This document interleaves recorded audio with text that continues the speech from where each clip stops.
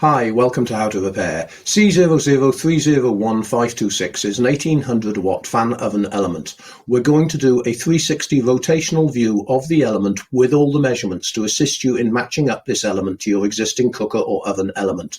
We'll also be doing an ohms reading test on the element so you can compare it to your existing element. C00301526 is a two-terminal 1800 watt fan oven element. It has many alternative part numbers which you can see on the screen here.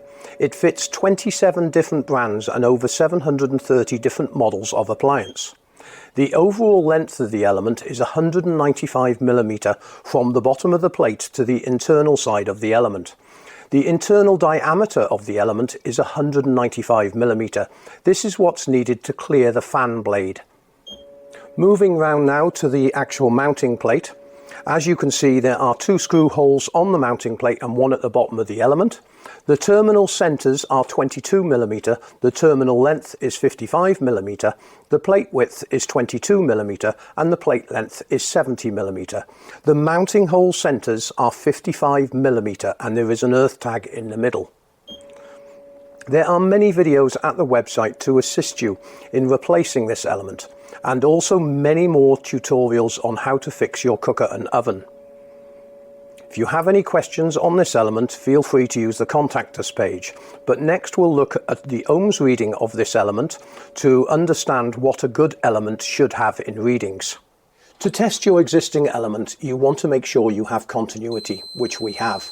This meter also does an ohms reading.